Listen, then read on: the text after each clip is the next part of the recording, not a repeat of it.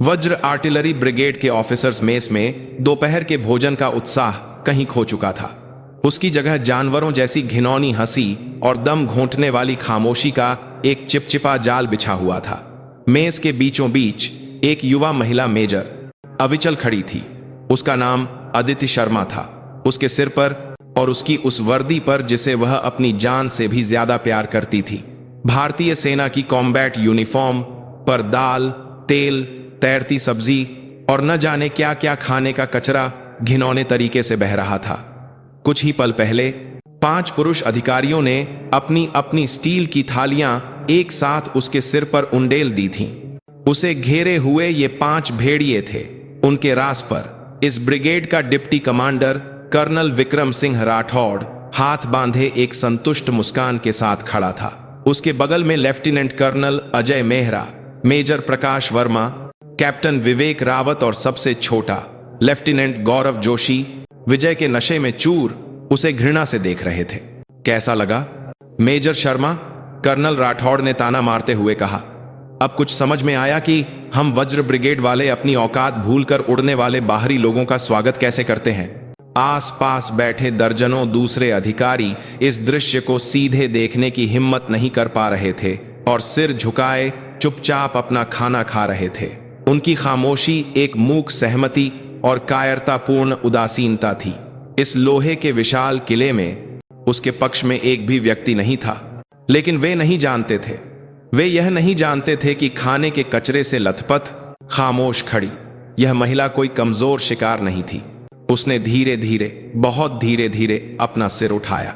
दाल सब्जी के बहते हुए दागों के बीच से उसकी आंखें दिखाई दी। उन आंखों में शर्म, गुस्सा या निराशा का कोई भाव नहीं था। वे आंखें तो ऐसी थीं जैसे किसी ठंडे खाली ग्लेशियर से बनी हों, जहां हर भावना जम चुकी हो। उसके होंठ बहुत ही सूक्ष्मता से खुले और वे मुस्कुरा रहे थे। यह एक ऐसी मुस्कान थी जो नरक की सबसे गहरी खाई में खिले किसी ठंडे, खूबसूरत और घातक फूल जैसी थी। और उसकी कॉम्बैट जैकेट की अंदरूनी जेब में इस भ्रष्ट साम्राज्य को एक झटके में राख में मिला देने वाली परम शक्ति छिपी थी। 2 चमकते हुए अशोक स्तंभ वाले सितारों से अंकित एक पहचान पत्र जो बदले की ठंडी तलवार पर धार चढ़ाते हुए न्याय के क्षण की प्रतीक्षा कर रहा था। तूफान शुरू हो चुका था।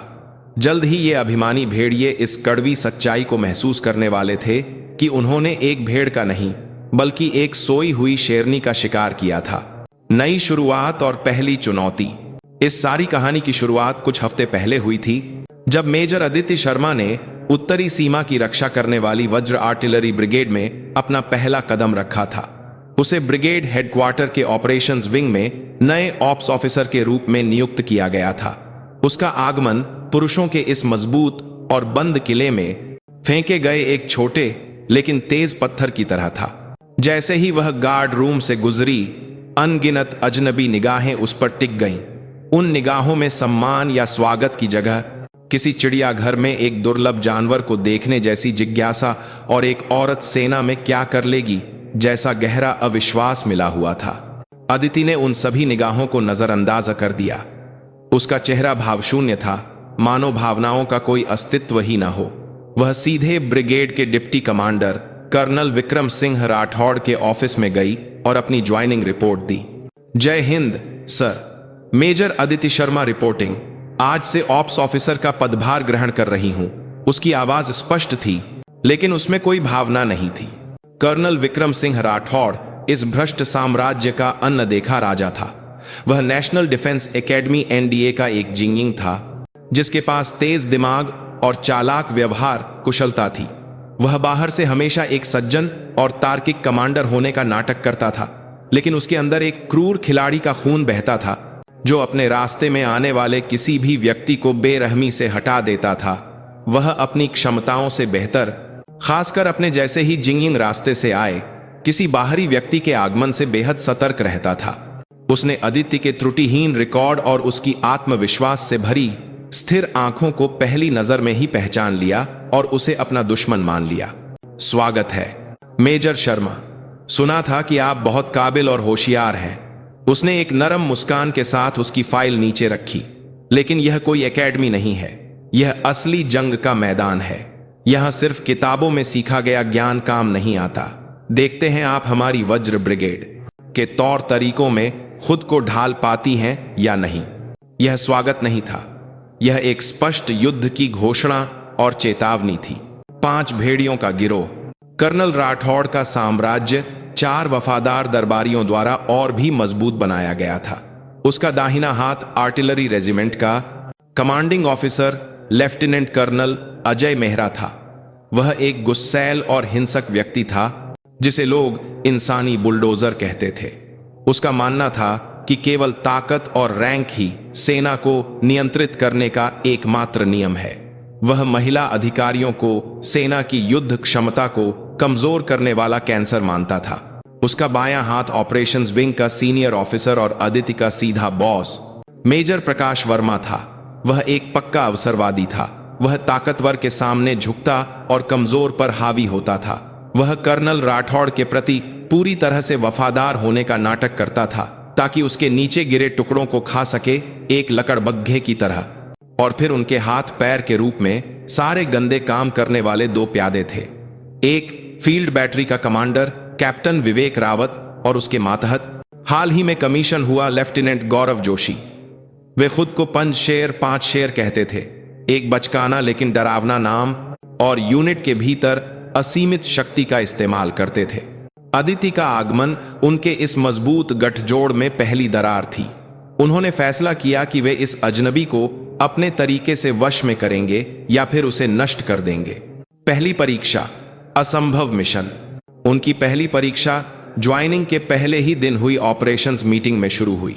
कर्नल राठौड़ ने मीटिंग में मौजूद सभी अधिकारियों के सामने अदिति को एक लगभग असंभव काम सौंपा। मेजर शर्मा, इस महीने होने वाले कोर स्तरीय फायरिंग अभ्यास के लिए हमारी ब्रिगेड का ऑपरेशनल प्लान का ड्राफ्ट आप तैयार करेंगी। डेडलाइन कल सुबह तक है, क्या आप कर पाएंगी? यह एक स्पष्ट जाल था। एक नई अधिकारी के लिए जो अभी अभी यूनिट में आई थी और यूनिट की वर्तमान स्थिति और ताकत के बारे में कुछ नहीं जानती थी। केवल एक दिन में कोर स्तरीय अभ्यास की योजना बनाना असंभव था। वह उसकी असफलता की उम्मीद कर रहा था। वह सबके सामने उसे एक अक्षम महिला अधिकारी का तमगा देना चाहता था। उसकी इस चालाक योजना को और भी पुख्ता मेजर प्रकाश वर्मा ने किया। मीटिंग खत्म होने के बाद वह एक चिंतित चेहरे के साथ अदिति के पास आया और उसे एक मोटी फाइल थमाई। मेजर शर्मा, ज्यादा चिंता मत करो, यह पिछले साल का मेरा बनाया हुआ डेटा है। छानखाओ के लिए मदद मिलेगी, रात भर मेहनत करनी पड़ेगी। उसकी बातें तो विनम्र थीं, लेकिन उसकी आंखों में छिपी हंसी साफ दिख रही थी। जो फाइल उसने दी थी वह जानबूझकर कई गलतियों और पुरानी जानकारी से भरी हुई थी। एक जहरीला सेब। उस रात ऑपरेशंस विंग के दफ्तर की बत्तियां देर तक जलती रहीं। अदिति अकेले फाइलों के ढेर से जूझ रही थी। वह जानती थी कि वह एक बड़े जाल में फंस चुकी है, लेकिन उसके चेहरे पर निराशा या गुस्से की जगह एक ठंडी जीत की भूख जल रही थी। उसने प्रकाश वर्मा द्वारा दिए गए जहरीले सेब को एक तरफ फेंक दिया। इसके बजाय उसने अपने कंप्यूटर का उपयोग करके रक्षा मंत्रालय के केंद्रीय डेटाबेस में लॉगिन किया। उसके पास टॉप लेवल की सूचना तक पहुंचने की अनुमति थी जो सामान्य अधिकारियों को नहीं दी जाती थी। यही उसकी असली पहचान थी। भारतीय सेना की स्पेशल फोर्सेस कमांड की गुप्त निगरानी दल की प्रमुख, एक ऐसा पद जो केवल मेजर जनरल रैंक के अधिकारियों को ही दिया जाता था। उसने पिछले 10 वर्षों में इस ब्रिगेड द्वारा किए गए सभी अभ्यासों के डेटा, हथियारों के स्पेसिफिकेशंस और सैनिकों की तैनाती तक का कुछ ही घंटों में पूरी तरह से विश्लेषण कर लिया। उसकी उंगलियां कीबोर्ड पर नाच रही थीं। उसके दिमाग में हजारों मुतगय्यरात जुड़ रहे थे और टूट रहे थे, और जीत का सबसे उत्तम समीकरण बन रहा था। अगली सुबह रात भर जागने से लाल आंखों वाली अदिति मीटिंग रूम में दाखिल हुई। उसके हाथ में एक मोटी ऑपरेशनल प्लान रिपोर्ट थी। कर्नल राठौड़ और पंज शेर के सदस्य उसे देखकर मन ही मन हंसे। बेचारी, रात भर बेकार की मेहनत की, अब सबके सामने बुरी तरह बेइज्जत होगी। रिपोर्ट शुरू करती हूं। अदिति की शांत और आत्मविश्वास से भरी आवाज ने मीटिंग रूम की खामोशी को तोड़ दिया। उसने अपनी बनाई योजना को बिना रुके ब्रीफ करना शुरू कर दिया। उसकी योजना पुराने ढर्रे को पूरी तरह से बदलने वाली, नई और साहसी थी। उसने अत्याधुनिक ड्रोन और सैटेलाइट जानकारी का उपयोग करके दुश्मन की स्थिति का रियल टाइम पता लगाने और तोपखाने की ताकत को सबसे कुशल तरीके से फैलाकर न्यूनतम गोलाबारी से अधिकतम प्रभाव डालने की एक नई रणनीति पेश की। जैसे जैसे उसकी ब्रीफिंग आगे बढ़ी, मीटिंग रूम का माहौल तेजी से बदलने लगा। अधिकारियों के चेहरों पर जो पहले मजाक और तिरस्कार था, अब वहां आश्चर्य और हैरानी के भाव थे। उसकी योजना इतनी कोई भाव थी कि कोई भी उस पर सवाल नहीं उठा सकता था। ब्रीफिंग के अंत में उसने बीम प्रोजेक्टर पर 2 डेटा सेट ट्रैक्ट दिखाए। एक प्रकाश वर्मा द्वारा दिया गया पुराना डेटा था और दूसरा वह था जिसे उसने सीधे केंद्रीय डेटाबेस से निकाला था। अंत में एक और रिपोर्ट। मुझे कल मेजर प्रकाश वर्मा से जो हैंडओवर मिला था, उसमें हमारी धनुष होवित्जर की अधिकतम रेंज 38 किलोमीटर बताई गई थी, लेकिन मेरी जांच के अनुसार हाल के अपग्रेड के बाद हमारी यूनिट के पास मौजूद धनुष की वास्तविक प्रभावी रेंज 42 किलोमीटर है। अगर मैंने केवल मेजर वर्मा के डेटा पर भरोसा किया होता तो इस अभ्यास में हमारी ब्रिगेड दुश्मन के मुख्य लक्ष्य को सामने होते हुए भी उस पर हमला करने की एक घातक गलती कर बैठती। उसके शब्द शांत थे, लेकिन वे किसी भी चीख से ज्यादा तेज चाकू बनकर प्रकाश वर्मा के दिल में घुस गए। उसका चेहरा सफेद पड़ गया। मीटिंग रूम में सभी की निगाहें उस पर टिक गईं। कर्नल राठौड़ का चेहरा भी सख्त हो गया था। उसे एहसास हुआ कि वह अपने ही फेंके जाल में फंस गया है। उसने अदिति की क्षमताओं को बहुत कम आंका था। उस दिन अदिति ने पूरी तरह से जीत हासिल की थी। उसने अपनी काबिलियत को सबके सामने स्पष्ट रूप से साबित कर दिया था, लेकिन वह जानती थी यह जीत नहीं, बल्कि एक और बड़े और भयानक युद्ध की शुरुआत थी। उसकी जीत ने भेड़ियों के अहंकार को एक ऐसा घाव दिया था जो कभी नहीं भर सकता था, और वह घाव जल्द ही भयानक गुस्से और घिनौने बदले की भावना में बदलने वाला था। अदृश्य युद्ध और भ्रष्टाचार की गंध। ऑपरेशनल मीटिंग में शानदार जीत के बाद अदिति को एक पल के लिए उम्मीद हुई कि ब्रिगेड का माहौल बदल जाएगा। उसने अपनी काबिलियत साबित कर दी थी, तो शायद अब उसे अनुचित तिरस्कार या विरोध से मुक्ति मिलकर एक बराबर का सहकर्मी माना जाएगा। लेकिन यह उसका भोला भ्रम था। उसकी जीत ने भेड़ियों के दांत कुंद नहीं किए थे, बल्कि उनके पंजों में छिपे और भी तेज और चालाक जहर को जगा दिया था। उनके सरगना कर्नल विक्रम सिंह राठौड़ ने अपनी रणनीति बदल दी। उसे समझ आ गया था कि अदिति से सीधे टकराना मूर्खता है। उसने उसे ताकत से दबाने के बजाय एक अदृश्य मकड़ी के जाल में उसके हाथ पैर बांधकर उसे धीरे धीरे अलग थलग करके खत्म करने का फैसला किया। उसका पहला आदेश लकड़बग्घे मेजर प्रकाश वर्मा को दिया गया। उसने अदिति को अपने सीधे अधीन रखकर उसे सबसे तुच्छ और बेकार के काम सौंपने शुरू कर दिए। मेजर शर्मा, आपकी काबिलियत तो असाधारण है, तो इस बार नए भर्ती हुए जवानों के लिए कुछ मोटिवेशनल ट्रेनिंग मटेरियल तैयार कीजिए। पूरी लगन और मेहनत से बनाइएगा। यह एक ऑप्स ऑफिसर के काम से बिल्कुल भी संबंधित नहीं था। यह एक अपमानजनक काम था। वह उसकी तेज तलवार को कुंद करना और उसके समय को बेकार के कामों में बर्बाद करना चाहता था। दूसरा निर्देश प्यादे कैप्टन विवेक रावत को दिया गया। विवेक, अपनी बैटरी के जवानों को काबू में रखना। आगे से ऑप्स विंग से, खासकर मेजर अदिति शर्मा की तरफ से आने वाले किसी भी सहयोग के अनुरोध को मानना नहीं है। समझे मेरी बात? उसके आदेश पर विवेक रावत ने एक घिनौनी मुस्कान के साथ सिर हिलाया।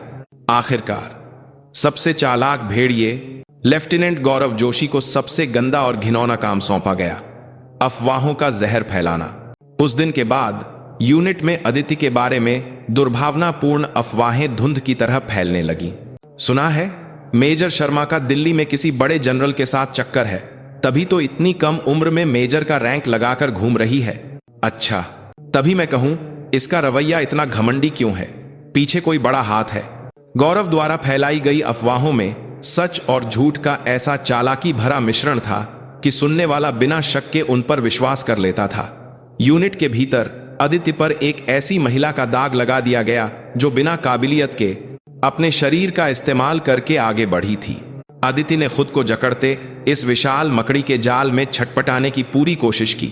उसने अपने को सौंपे गए तुच्छ कामों को भी पूरी लगन से पूरा किया। उसने सहयोग से इनकार करने वाले दूसरे विभागों के दरवाजे दर्जनों बार खटखटाए और मदद हासिल की। उसने अपने आपस उनके कार खटखटाए और आपस आधार में खिलाफ फैली गंदी अफवाहों को नजरअंदाज करते हुए चुपचाप अपना काम करने की कोशिश की। लेकिन इस सारे अन्याय के बीच वह अपना असली मिशन एक पल के लिए भी नहीं भूली थी। वह ब्लैक लायन टीम की प्रमुख थी और उसकी पैनी नजर इस भ्रष्ट साम्राज्य की दूसरी कमजोर कड़ियों को पकड़ रही थी। उसने अपने को सौंपे गए छोटे मोटे कामों को निपटाने के बहाने जानबूझकर यूनिट के सबसे पिछड़े इलाकों का दौरा किया। जवानों का मेस, रसद का गोदाम और कबाड़ खाना। वहां उसे एक सड़न की गंध आ रही थी। यह सिर्फ खाने के कचरे की सड़न नहीं थी, बल्कि यह पूरे संगठन की जड़ों से सड़ने की घिनौनी गंध थी। उसका पहला शक जवानों के खाने से शुरू हुआ। कागजों पर वज्र ब्रिगेड का राशन बजट दूसरी यूनिटों की तुलना में कहीं ज्यादा था, लेकिन जवानों की थाली में परोसा जाने वाला खाना बेहद खराब था। चावल से हमेशा पुराने अनाज की गंध आती थी और दाल में पानी के सिवा कुछ नहीं होता था। हफ्ते में एक बार मिलने वाली चिकन करी में चिकन से ज्यादा हड्डियां होती थीं। बजट कहां जा रहा था? उसने मेज के पीछे बने राशन गोदाम पर ध्यान से नजर रखी। उसकी आंखों में एक खास कंपनी के लोगो वाले पुराने बक्से बार बार आ रहे थे, देसाई एग्रो फूड्स। उसने चुपचाप उस नाम को अपनी डायरी में लिया। उसका दूसरा शक रसद गोदाम में यकीन में बदल गया। वह नियमित स्टॉक जांच के बहाने गोदाम के अंदर तक जाने में कामयाब रही। धूल से ढके पुराने बक्सों के बीच उसने एक अजीब बात देखी। कागजों के अनुसार जिस जगह पर पिछले साल सप्लाई की गई नई बीएमपी 2 सारथ बख्तरबंद गाड़ियों के स्पेयर पार्ट्स रखे होने चाहिए थे, वहां दशकों पहले बंद हो चुके पुराने T-72 टैंकों के जंग लगे पुर्जे रखे थे। पार्ट्स की अदला बदली की गई है। उसे सिहरन महसूस हुई। अगर युद्ध के समय कोई बख्तरबंद गाड़ी खराब हो जाती तो सैनिकों को खुद को बचाने के लिए एक भी पुर्जा नहीं मिलता और वे दुश्मन की गोलाबारी में झोंक दिए जाते। यह सिर्फ भ्रष्टाचार नहीं था, यह अनगिनत सैनिकों की जान को दांव पर लगाने वाला एक स्पष्ट देशद्रोह था। उसने अपने छोटे कैमरे से उन सभी सबूतों की तस्वीरें खींच लीं। आखिरकार उसे यह पता लगाना था कि इस सारे गोरख धंधे के पीछे कौन है। उसने अपने द्वारा जमा किए गए सभी सबूतों को व्यवस्थित करके एक आधिकारिक रिपोर्ट तैयार की और फिर वह उस रिपोर्ट को लेकर इस भ्रष्टाचार की कड़ी को तोड़ने की एकमात्र चाबी रखने वाले कर्नल विक्रम सिंह राठौड़ के पास गई। उसने उसे एक आखिरी मौका देने का फैसला किया, एक कमांडर के रूप में अपनी यूनिट को खुद साफ करने का मौका। सर, आपसे कुछ बात करनी है। उसने एक दृढ़ चेहरे के साथ रिपोर्ट को उसकी मेज पर रखा। यह हमारी यूनिट के लॉजिस्टिक्स सिस्टम में गंभीर समस्याओं पर मेरी पिछले कुछ हफ्तों की जांच है। मैं चाहती हूं कि आप व्यक्तिगत रूप से इसकी जांच करें और कार्रवाई करें। कर्नल राठौड़ ने उसकी रिपोर्ट पर सरसरी निगाह डाली। उसके चेहरे पर कोई आश्चर्य या गुस्सा नहीं था। वह पहले से ही सब कुछ जानता था। उसने रिपोर्ट को अपनी मेज की दराज में डाल दिया और फिर एक ठंडी मुस्कान के साथ उसे घूरते हुए कहा, मेजर शर्मा। उसकी आवाज में एक ठंडी चेतावनी थी। तुम बहुत ज्यादा जानने की कोशिश कर रही हो। कभी कभी न जानना ही बेहतर होता है। वह अपनी कुर्सी से उठा और उसके पास आया, फिर उसके कंधे पर दोस्ताना तरीके से थपथपाते हुए फुसफुसाया, तुम बहुत होशियार हो और यही तुम्हारी समस्या है। सेना एक ऐसी जगह है जहां बहुत होशियार लोग थक जाते हैं। समझ रही हो मेरी बात? यह एक प्रस्ताव और आखिरी धमकी थी। मेरे घोंसले में मेरे नियमों का पालन करते हुए चुपचाप रहो तो मैं तुम्हारे भविष्य का ध्यान रखूंगा, लेकिन अगर तुम मेरे रास्ते में आती रहोगी तो मुझे तुम्हारे उन काबिल पंखों को काटने में देर नहीं लगेगी। अदिति ने कुछ नहीं कहा। उसने उसकी आंखों में देखकर समझ लिया कि अब और बात करना बेकार है। वह इस भ्रष्टाचार का मूक दर्शक नहीं था, वह इस पूरे खेल को नियंत्रित करने वाला शैतान का सिर था। वह बेबसी से डिप्टी कमांडर के ऑफिस से बाहर निकल गई। गलियारे के दूसरी तरफ पंजशेर के सदस्य उसे देखकर हंस रहे थे। वे इस पूरी स्थिति का आनंद ले रहे थे। वह पूरी तरह से अकेली पड़ गई थी और उसे एहसास हुआ अब पीछे हटने का कोई रास्ता नहीं है। इस नरक जैसी जगह पर जीवित रहने के लिए उसे एक भेड़िया बनना होगा, नहीं, भेड़ियों का शिकार करने वाली एक और भी क्रूर और मजबूत शेरनी बनना होगा। उसकी आंखों की चमक बदल रही थी। उसके मन में बची आखिरी भोली उम्मीद खत्म हो रही थी और उसकी जगह बदले की एक ठंडी आग जलने लगी थी। असली युद्ध अब शुरू होना था। असली युद्ध अब शुरू होना था। सार्वजनिक अपमान और तूफान से पहले की शांति। कर्नल राठौड़ से मुलाकात के बाद अदिति बाहरी तौर पर पूरी तरह से चुप हो गई। उसने यूनिट की समस्याओं के बारे में कोई भी राय देना बंद कर दिया। वह ऐसे व्यवहार करने लगी जैसे एक विशाल दीवार के सामने सब कुछ हार मान चुकी हो और केवल अपने को सौंपे गए कागजी कामों में डूबी रहती थी। उसके इस टूटे हुए से लगने वाले रूप को देखकर कर्नल राठौड़ और उसके गुर्गों को आखिरकार अपनी जीत का एहसास हुआ। देखा सर, मैंने क्या कहा था, यह औरत भी कुछ खास नहीं है। 2 बार डराया तो दुम दबाकर बैठ गई, लेफ्टिनेंट कर्नल अजय मेहरा ने जोर से हंसते हुए कहा। राठौड़ ने एक संतुष्ट मुस्कान तो दी, लेकिन उसने अभी भी पूरी तरह से सतर्कता नहीं छोड़ी थी। उसे अदिति की उन शांत आंखों से कुछ खटक रहा था। वह किसी हारे हुए की निराशा नहीं, बल्कि तूफान से पहले की शांति जैसी महसूस हो रही थी। लापरवाह मत बनो। सांप मरा हुआ नाटक करते हुए भी मौका मिलते ही टखने पर काट लेता है। हमें इस औरत का दम पूरी तरह से घोंटना होगा। उसकी आंखें ठंडी चमक से भर गईं। उसने फैसला किया कि वह अदिति के स्वाभिमान को सबके सामने पूरी तरह से कुचल देगा, ताकि वह दोबारा सिर उठाने की सोच भी न सके।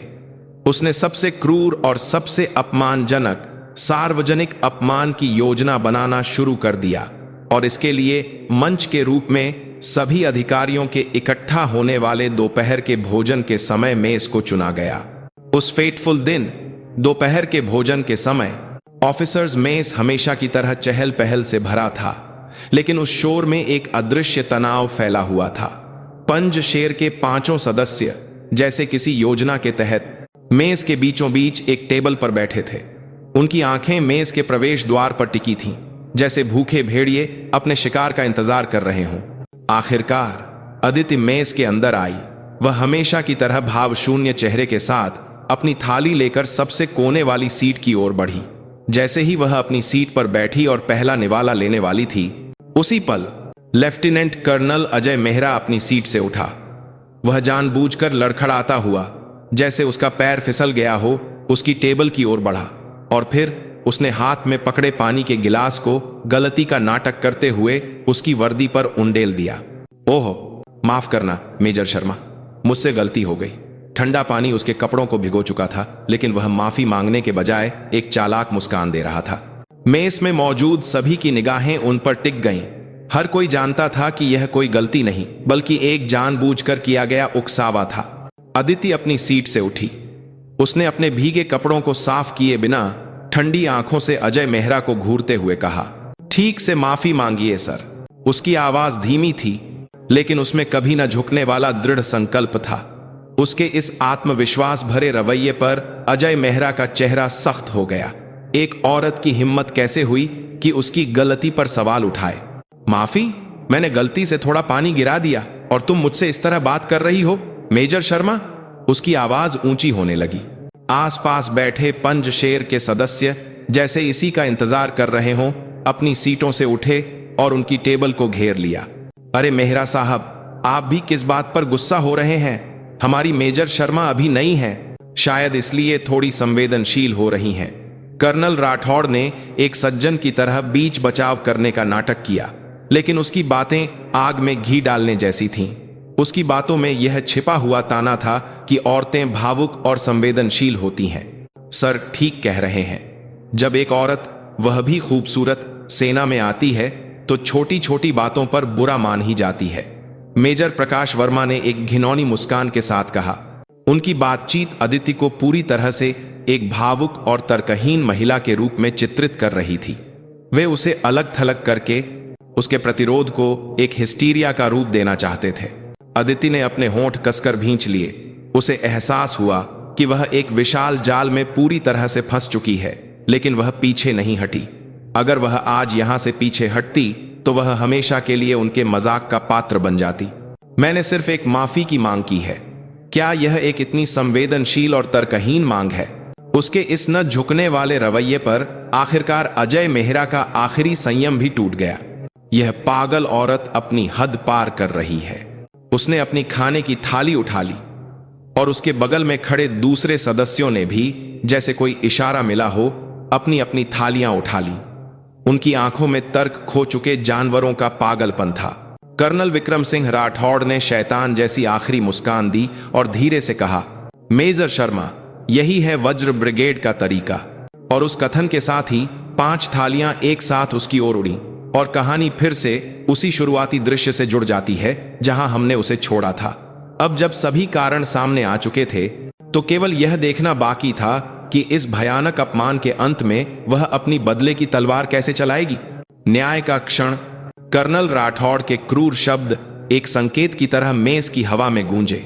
मेजर शर्मा, यही है वज्र ब्रिगेड का तरीका। इसके साथ ही लेफ्टिनेंट कर्नल अजय मेहरा ने सबसे पहले अपनी थाली अदिति के सिर पर उंडेल दी। एक जोरदार धातु की आवाज के साथ अभी भी गर्म चावल और तीखी दाल की ग्रेवी उसके सिर और चेहरे पर बेरहमी से फैल गई। हा हा हा। अजय मेहरा की जंगली हंसी के साथ बाकी 4 भेड़ियों ने भी अपनी थालियां उसकी ओर फेंक दी।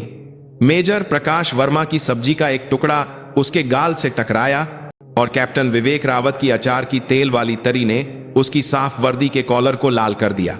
सबसे छोटा लेफ्टिनेंट गौरव जोशी एक पल के लिए झिझका, लेकिन कर्नल राठौड़ की ठंडी निगाहों से डरकर उसने भी अपनी थाली उसके पैरों के पास उंडेल दी। मेज का हॉल पल भर में एक युद्ध क्षेत्र जैसा बन गया। फर्श पर खाने के गिरने की चिपचिपी आवाज, थालियों के टकराने की तीखी आवाज और इन सबके ऊपर 5 जानवरों की पागलपन भरी हंसी। वे यहीं नहीं रुके।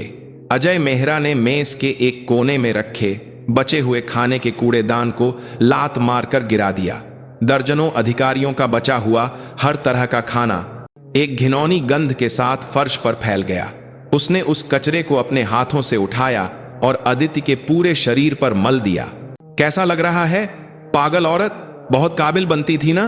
देख अपनी इस साफ वर्दी का क्या हाल हुआ है। कैसा महसूस हो रहा है? उसकी आंखें पूरी तरह से तर्क खो चुकी थीं। वह अपनी काबिलियत से बेहतर एक युवा महिला अधिकारी के प्रति अपनी गहरी हीन भावना और अपने भ्रष्टाचार के उजागर होने के डर को इस आदिम हिंसा से निकाल रहा था। दूसरे सदस्य भी इस उन्मादी उत्सव में खुशी खुशी शामिल हो गए। उन्होंने अदिति को घेर लिया और ऐसे घटिया और अपमानजनक शब्द कहने लगे जिन्हें दोहराया नहीं जा सकता। मैंने कहा था ना, औरतों को सेना में नहीं लाना चाहिए, बस रोना धोना और गंदगी फैलाना जानती हैं। सही बात है। ऐसी औरत को क्या ऑपरेशन सौंपेंगे? इसे तो रसोई में भेजकर खाना बनवाना चाहिए, वही इसकी औकात है। शक्ल सूरत अच्छी है तो सोचा होगा कि अफसरों को पटाकर काम चला लेगी। तुझे क्या लगा तू यहां टिक पाएगी? कल ही तू खुद ट्रांसफर की अर्जी लिखेगी, यह मेरा वादा है। उनका हर एक शब्द कांच के नुकीले टुकड़े बनकर उसके दिल को छलनी कर रहा था। वे उसकी काबिलियत, उसके सम्मान और उसके स्त्रीत्व सब कुछ कुचल रहे थे। मेज में बैठे बाकी सभी अधिकारी इस भयानक दृश्य से मुंह फेरे हुए थे। वे ऐसे व्यवहार कर रहे थे जैसे कुछ दिखाई नहीं दे रहा, कुछ सुनाई नहीं दे रहा और बस अपनी थालियों को घूर रहे थे। उनकी खामोशी एक मूक सहमति और कायरतापूर्ण उदासीनता थी। इस लोहे के विशाल किले में उसका कोई नहीं था। वह पूरी तरह से अकेली थी। आखिरकार जब उनका पागलपन चरम पर पहुंच गया तो कर्नल राठौड़ ने हाथ उठाकर उन्हें रोका। उसने इस पूरी स्थिति को शुरू से अंत तक एक संतुष्ट मुस्कान के साथ देखा था। उसे विश्वास था कि इस सार्वजनिक अपमान के माध्यम से उसने अपने साम्राज्य में एक आदर्श व्यवस्था स्थापित कर दी है। वह खाने के कचरे से लथपथ अविचल खड़ी अदिति के पास गया। उसने एक विजेता की तरह इत्मीनान से उसे आखिरी चोट पहुंचाई। कैसा लगा मेजर शर्मा? अब कुछ समझ में आया कि हम वज्र ब्रिगेड वाले अपनी औकात भूलकर उड़ने वाले बाहरी लोगों का स्वागत कैसे करते हैं। उसकी बातों में एक क्रूर संदेश छिपा था। अगर तुम यहां जीवित रहना चाहती हो तो मेरे पैरों के नीचे रेंगो। वह उम्मीद कर रहा था कि वह रोएगी, गिड़गिड़ाएगी और माफी मांगेगी। वह उसकी टूटी हुई हालत को सभी यूनिट के सदस्यों को दिखाना चाहता था, लेकिन उसी पल उसकी आंखों के सामने कुछ ऐसा हुआ जिसकी उसने कल्पना भी नहीं की थी। खाने के कचरे से लथपथ खामोश खड़ी वह महिला, वह रो नहीं रही थी, वह कांप भी नहीं रही थी। उसने धीरे धीरे, बहुत धीरे धीरे अपना सिर उठाया। दाल सब्जी के बहते हुए दागों के बीच से उसकी आंखें दिखाई दीं। उन आंखों में शर्म, गुस्सा या निराशा का कोई भाव नहीं था। वे आंखें तो ऐसी थीं जैसे किसी ठंडे खाली ग्लेशियर से बनी हो, जहां हर भावना जम चुकी हो और उसके होंठ बहुत ही सूक्ष्मता से खुले। वे मुस्कुरा रहे थे। यह एक ऐसी मुस्कान थी जो नरक की सबसे गहरी खाई में खिले किसी ठंडे, खूबसूरत और घातक फूल जैसी थी। उस मुस्कान को देखते ही कर्नल राठौड़ ने अनजाने में अपनी रीढ़ में एक सिहरन महसूस की। उसने सहज रूप से महसूस किया कि उसने अभी एक बहुत बड़ी गलती कर दी है। वह शिकार नहीं थी, उसकी खामोशी समर्पण नहीं थी, यह तूफान से पहले की शांति थी। और वह तूफान अब जल्द ही इन अभिमानी भेड़ियों के साम्राज्य को निगलने वाला था। उसकी कॉम्बैट जैकेट की अंदरूनी जेब में इस भ्रष्ट साम्राज्य को एक झटके में राख में मिला देने वाली परम शक्ति छिपी थी। दो चमकते हुए अशोक स्तंभ वाले सितारों से अंकित एक पहचान पत्र जो बदले की ठंडी तलवार पर धार चढ़ाते हुए न्याय के क्षण की प्रतीक्षा कर रहा था। अब सारी तैयारी पूरी हो चुकी थी। अब शिकार शुरू करने का समय था। अंतिम चेतावनी और पहचान का खुलासा। समय रुक गया। मेज की पूरी हवा आदित्य की उस अजीब और ठंडी मुस्कान के सामने जम गई। भेड़ियों की पागलपन भरी हंसी, मूक दर्शकों की असहज खामोशी, सब कुछ उसकी मुस्कान के सामने शक्तिहीन होकर गायब हो गया। उसने धीरे धीरे, बहुत धीरे धीरे हिलना शुरू किया। उसने अपने बालों में चिपके चावल के दाने को बेपरवाही से हटाया, फिर अपनी वर्दी के कंधे पर लगे दाल के दाग को हाथ से पोंछा। उसकी हर हरकत धीमी और सधी हुई थी, लेकिन उसके अंदर एक विशाल तूफान छिपा था। उसकी इस शांति ने ही पांचों भेड़ियों को बेचैन कर दिया। यह क्या है? सबसे छोटा लेफ्टिनेंट गौरव जोशी अनजाने में हकलाया। उसे उसकी आंखों में कुछ ऐसा खौफनाक महसूस हो रहा था जो उसने पहले कभी नहीं देखा था। आखिरकार उसने सिर उठाकर अपने चारों ओर खड़े पांचों लोगों को एक एक करके घूरा। उसकी नजर सबसे पहले लेफ्टिनेंट गौरव जोशी पर पड़ी। लेफ्टिनेंट गौरव जोशी। उसकी आवाज आश्चर्यजनक रूप से शांत और स्थिर थी। वह ऐसे बोल रही थी जैसे कोई प्रशिक्षक हाजिरी ले रहा हो। उसका नाम और रैंक सही सही पुकार रही थी। गौरव जोशी ने अनजाने में अपना थूक निगला। उसकी नजर फिर कैप्टन विवेक रावत पर गई। कैप्टन विवेक रावत। उसकी नजर लेफ्टिनेंट कर्नल अजय मेहरा और मेजर प्रकाश वर्मा से होते हुए आखिरकार इस पूरे नाटक के निर्देशक और मुख्य अभिनेता कर्नल विक्रम सिंह राठौड़ पर आकर रुकी। और deputy commander colonel Vikram Singh Rathore. उसने पांचों के नाम और रैंक को स्पष्ट रूप से पुष्टि की, जैसे कोई जल्लाद फांसी से पहले कैदी के नाम की आखिरी पुष्टि करता है। और फिर उसने उनकी आंखों में सीधे घूरते हुए अपनी आखिरी चेतावनी दी। तुम पांचों। उसकी आवाज बर्फ की तरह ठंडी हो चुकी थी। अब मैं तुम्हें 10 सेकंड का समय देती हूं। उन 10 सेकंड के अंदर मेरे सामने घुटने टेको और अपनी इस घिनौनी हरकत के लिए माफी मांगो। अगर नहीं, उसके होठों पर फिर से वही ठंडी मुस्कान तैर गई, तो तुम आज अपनी बची हुई पूरी सैन्य सेवा पर पछताओगे। नहीं, मैं तुम्हें अपनी पूरी जिंदगी पर पछताने के लिए मजबूर कर दूंगी। यह धमकी नहीं थी, यह एक अटल भाग्य की घोषणा थी। उसके इस दुस्साहसी और अभिमानी ऐलान पर एक पल के लिए जमे हुए भेड़ियों के चेहरों पर फिर से घिनौनी हंसी लौट आई। खासकर कर्नल राठौड़, जैसे उसे यकीन न हो रहा हो, जोर से हंसा। यह औरत तो सच में पागल हो गई है। उसने सोचा कि इस सारे अपमान और सदमे से उसने अपना मानसिक संतुलन खो दिया है और बकवास कर रही है। 10 सेकंड, ठीक है, गिनो। उन 10 सेकंड के बाद तुम्हारी सैन्य सेवा का क्या होता है, मैं अपनी आंखों से देखूंगा। उसने हाथ बांधकर उसे इत्मीनान से देखा। उसे अपनी जीत पर पूरा भरोसा था, लेकिन वह नहीं जानता था कि वे 10 सेकंड उनके लिए दया का आखिरी मौका थे। अदिति ने और कुछ नहीं कहा। उसने मन ही मन गिनती शुरू कर दी। 1, 2, 3। उसकी आंखें और भी ठंडी होती जा रही थीं। 4, 5, 6। मेस की हवा में एक ऐसा तनाव भर गया था जो कभी भी फट सकता था। मूक दर्शक सूखा थूक निगलते हुए इस पागल नाटक के अंत का इंतजार कर रहे थे। 7, 8, 9। आखिरी 1 सेकंड। कर्नल राठौड़ के चेहरे पर अभी भी विजेता की अभिमानी मुस्कान थी। 10। समय समाप्त हो गया। अदिति के चेहरे से सारे भाव गायब हो गए। वह जैसे किसी लिखी हुई पटकथा का आखिरी पन्ना पलट रही हो, धीरे धीरे और बिना किसी झिझक के अपनी कॉम्बैट जैकेट की अंदरूनी जेब में हाथ डाला। उसके हाथ में जो निकला वह एक साधारण काले रंग का चमड़े का बटुआ था। उसने बटुआ खोला और उसमें से अपना पहचान पत्र निकाला और उसे कर्नल राठौड़ की आंखों के सामने चुपचाप बढ़ा दिया। उसी पल कर्नल राठौड़ की अभिमानी मुस्कान उसके चेहरे पर जम गई। उसकी आंखें अविश्वसनीय रूप से फैल गईं। उसका मुंह थोड़ा खुल गया। उसने अपनी आंखों को कई बार मला। वह सोचना चाहता था कि वह गलत देख रहा है, लेकिन उसकी आंखों के सामने वह पहचान पत्र बहुत स्पष्ट और वास्तविक था। यह वह साधारण मेजर का पहचान पत्र नहीं था जिसे वह जानता था। भारतीय सेना का गौरवशाली प्रतीक और उसके नीचे स्पष्ट रूप से अंकित 2 चांदी के अशोक स्तंभ, मेजर जनरल, और उन सितारों के नीचे लिखा हुआ उसका नाम और पद, major general Aditi Sharma, commander special operations command, भारतीय सेना। Major general special operations command की कमांडर। ये शब्द एक विशाल हथौड़े की तरह एक एक करके कर्नल राठौड़ के दिमाग पर वार कर रहे थे। उसकी आंखों के सामने अंधेरा छा गया। उसका दिमाग पूरी तरह से खाली हो गया। उसे एहसास हुआ कि वह किस स्थिति में है।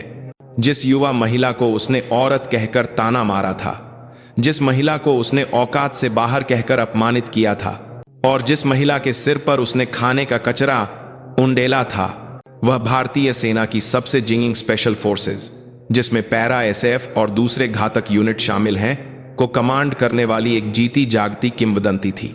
एक ऐसी हस्ती जिसके सामने उसकी अपनी ब्रिगेड का कमांडर तो क्या, डिवीजन का जनरल ऑफिसर कमांडिंग गॉक भी सीधे आंख मिलाने की हिम्मत नहीं कर सकता था। उसे अब स्पष्ट रूप से एहसास हुआ कि उसने क्या किया है। उसने सिर्फ एक महिला अधिकारी का अपमान नहीं किया था, उसने भारतीय सेना के स्वाभिमान और सेना के पवित्र पदानुक्रम को अपने गंदे हाथों से कुचल दिया था। उसके घुटने कांपने लगे। उसके पूरे शरीर से ठंडा पसीना बहने लगा। उसके इस भयानक बदलाव को सबसे पहले उसके बगल में खड़े लेफ्टिनेंट कर्नल अजय मेहरा ने देखा। उसने कर्नल राठौड़ की नजर जिस छोटे से पहचान पत्र पर थी, उस पर तिरछी नजर डाली और उसका चेहरा भी कागज की तरह सफेद पड़ गया। Ma'am, major general. उसके मुंह से अनजाने में एक खौफ भरी आह निकल गई। उसके उस एक शब्द से बाकी 3 भेड़ियों, प्रकाश वर्मा, विवेक रावत और गौरव जोशी को भी स्थिति की गंभीरता का एहसास हो गया।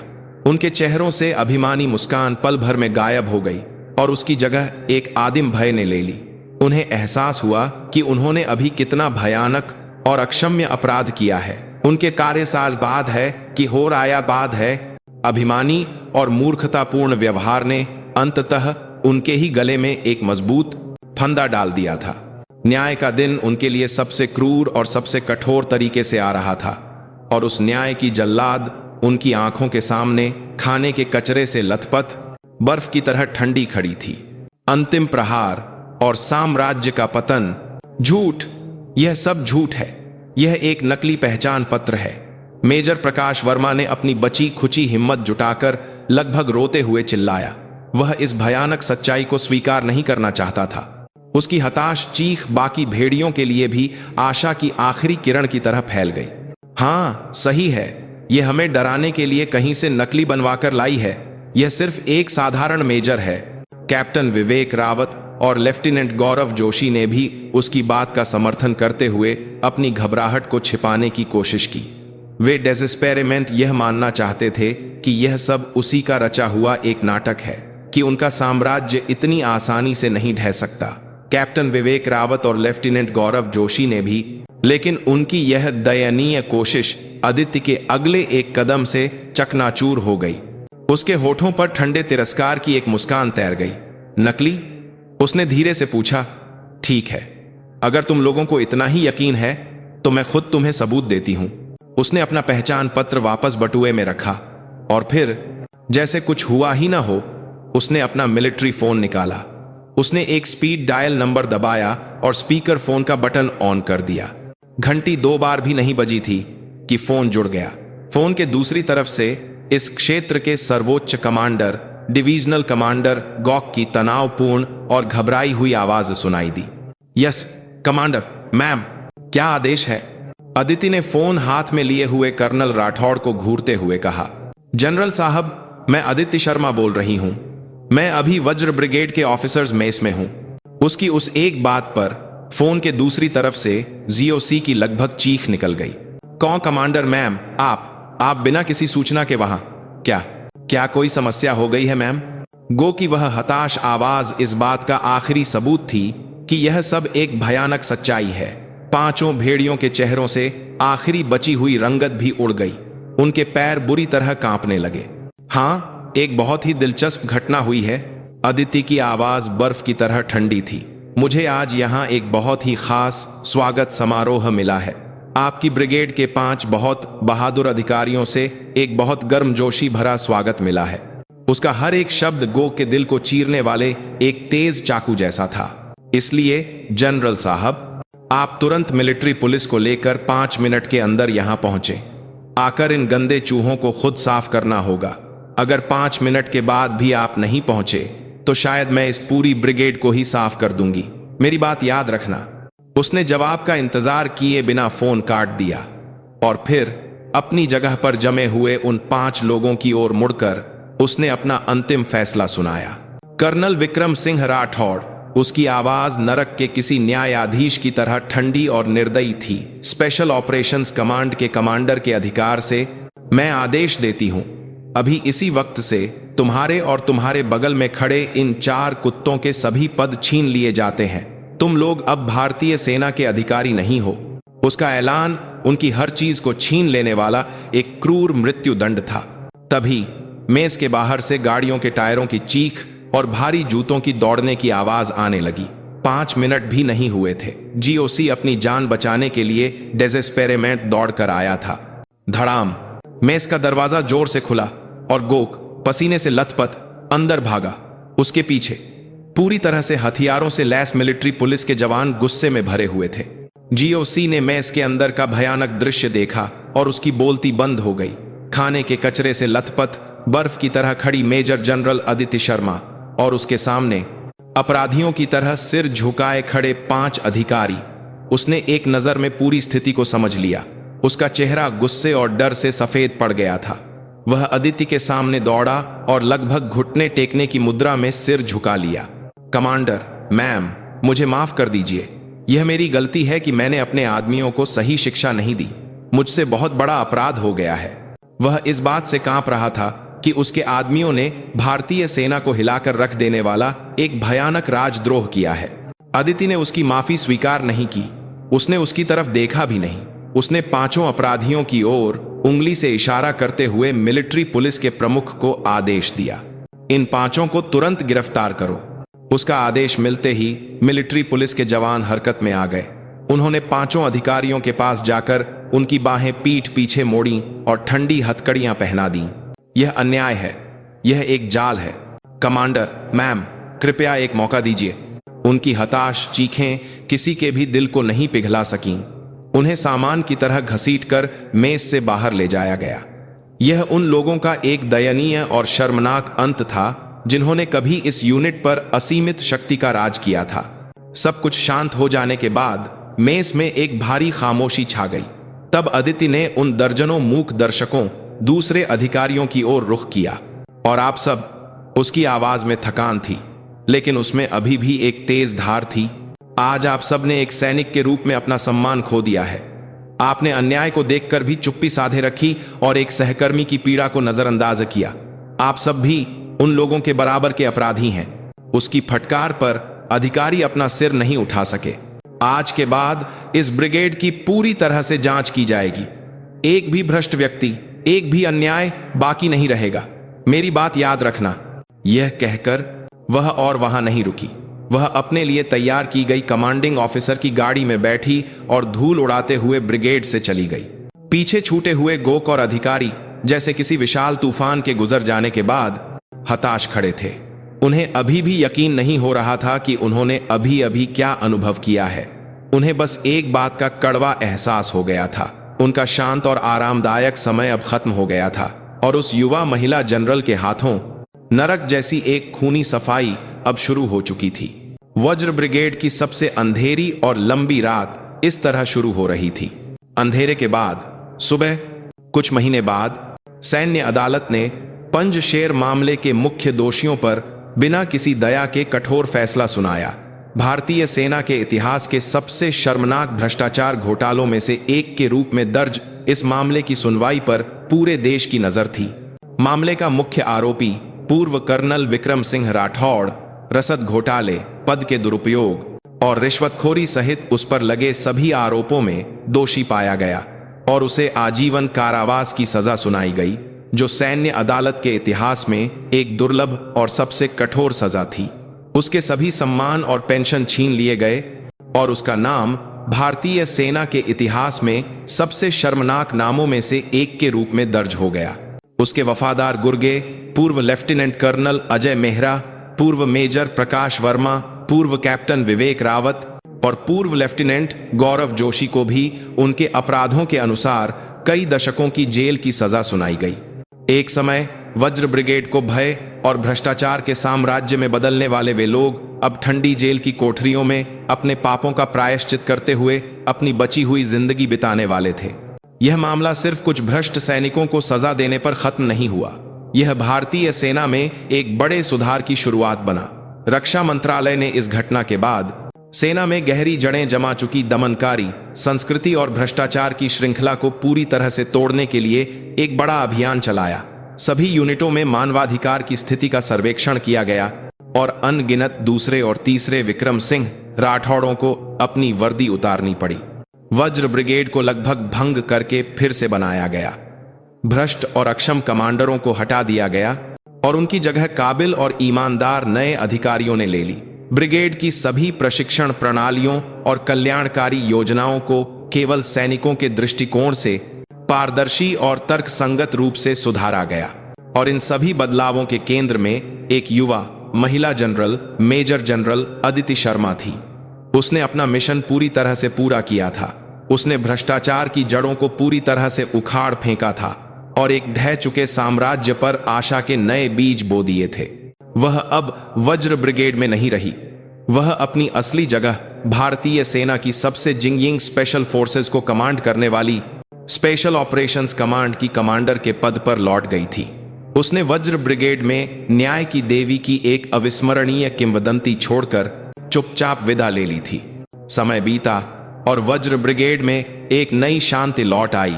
कुछ महीने बाद स्पेशल ऑपरेशंस कमांड के परेड ग्राउंड पर यूनिट के स्थापना दिवस का भव्य समारोह हो रहा था। अनगिनत जनरल, सैन्य अधिकारी और उनके परिवार इस समारोह में मौजूद थे। उस समारोह के केंद्र में मेजर जनरल अदिति शर्मा थी। वह अब मेजर की वर्दी में छिपी एक गुप्त एजेंट नहीं थी। वह अपने कंधों पर दो चमकते सितारों के साथ एक आत्मविश्वासी और गौरवशाली कमांडर थी। उसके चेहरे पर अब अतीत की ठंडी भावशून्यता नहीं, बल्कि अपने जवानों के लिए एक गर्म और नरम मुस्कान थी। समारोह के अंतिम चरण में उत्कृष्ट सैनिकों को सम्मानित किया जाना था। अदिति खुद मंच पर गई और अपने गौरवशाली जवानों के सीने पर चमकते हुए पदक लगाए। अंत में उसके मुंह से एक जाना पहचाना नाम पुकारा गया, Vajra brigade ops wing, major Rahul Varma. दर्शकों के एक कोने में एक दृढ़ चेहरे के साथ बैठा एक युवा अधिकारी चौंककर अपनी सीट से खड़ा हो गया। वह वही युवा ऑप्स ऑफिसर था जिसने वज्र ब्रिगेड में चुपके से अदिति की मदद की थी। उसने अदिति के सुधार के इरादे को सबसे पहले पहचाना था और खतरा मोल लेकर उसे अंदरूनी जानकारी दी थी। अदिति उसके योगदान को नहीं भूली थी। उसने उसे स्पेशल फोर्सेज में अपने सीधे मातहत के रूप में विशेष रूप से ट्रांसफर करवा लिया था। मेजर राहुल वर्मा कांपते कदमों से मंच पर चढ़ा। उसने अपनी आंखों के सामने खड़ी उस महान कमांडर को श्रद्धा की दृष्टि से देखा। अदिति ने उसके सीने पर एक चमकता हुआ वीरता पदक लगाते हुए धीरे से कहा, धन्यवाद मेजर वर्मा, तुम्हारे साहस के बिना यह संभव नहीं था। उसके गर्मजोशी भरे प्रोत्साहन पर मेजर राहुल वर्मा की आंखें भर आईं। उसी क्षण परेड ग्राउंड तालियों की गड़गड़ाहट से गूंज उठा। यह सिर्फ एक अधिकारी का सम्मान नहीं था, यह अन्याय के खिलाफ लड़ने वाले सभी लोगों के साहस के लिए एक गर्मजोशी भरी प्रशंसा और समर्थन था। अदिति ने उन सभी को गर्व भरी आंखों से देखा। उसकी लंबी और कठिन सर्दी अब पूरी तरह से खत्म हो चुकी थी। घाव भर चुके थे और उनकी जगह एक दूसरे के प्रति गहरी समझ और प्यार के निशान रह गए थे। और उन घावों पर किसी भी चुनौती से न झुकने वाली एक और भी मजबूत और शानदार नई उम्मीद पनप रही थी। नरक के बीच से आखिरकार अपनी ताकत से एक शानदार सुबह लेकर लौटी एक युवा नायिका। उसकी असली किंवदंती तो अब शुरू हो रही थी।